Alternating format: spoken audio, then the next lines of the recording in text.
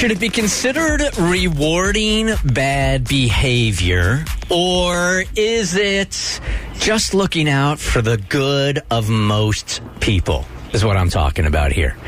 So the statistics, and I don't have the exact statistics in front of me right now, but the statistics are showing that the major spreaders of coronavirus seem to be those that are heading on out on Fridays, Saturday nights, and you're going to the bars, and you're going to the clubs, and you're going and you're partying, and then you're coming home, and you're bringing coronavirus home to your family, to your grandparents, to your friends.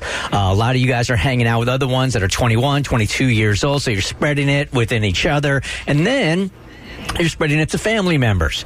So I have started to hear the debate, and I wanted to get your guys' thoughts on this, that some want to start vaccinating 21, 22, 23-year-olds that are in relatively good health right now, but can't seem to stay out of a bar or social situations.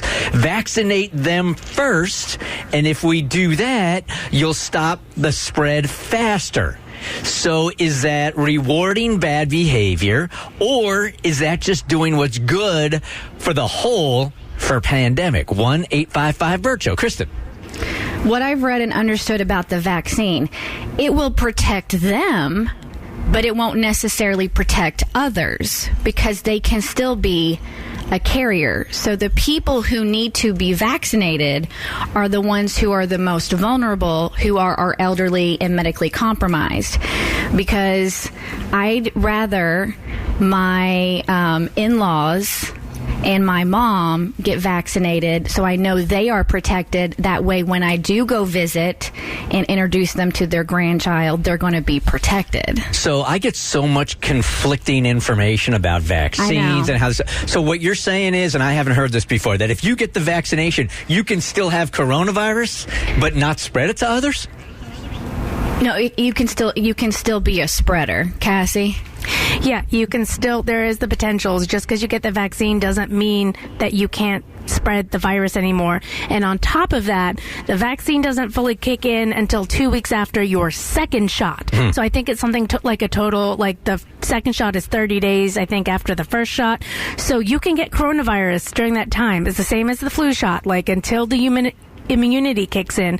So people get the vaccine, think they're invincible, think they can't spread it, and they end up getting coronavirus because they're not careful, and then they spread it as well. So if that's the case, and you're vaccinating those that can't go out, or shouldn't be going out, I should say, if you give them even this false sense of security now, they may be going out more than they are right now.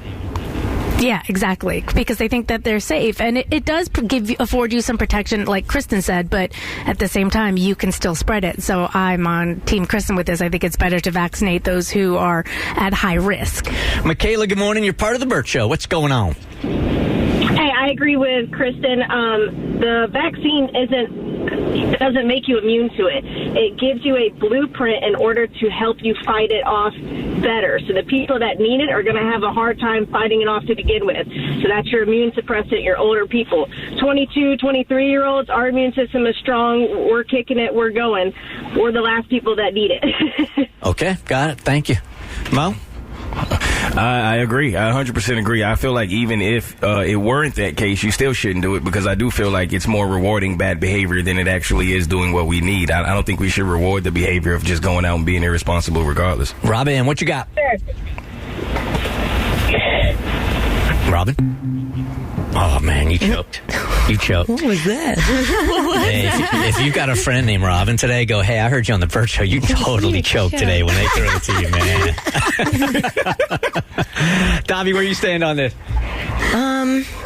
I want the elderly to have it. That's who we've been worried about this whole time. So I prefer them to have it. But if we want to start a rumor today and start telling the younger kids that the Tide Pods that they put in their mouth gives them the vaccine, just so we can watch that on TikTok again, I'm fine with it. But if what you're telling me is true, if you get the vaccine, and what the caller said also, if you're getting the vaccine and you're still, you can still spread it, then it's kind of a non-debate anyway. Yeah. Yep. If you're asymptomatic while you still have the vaccine, then what is the point? All right. Hey, The Bert Show.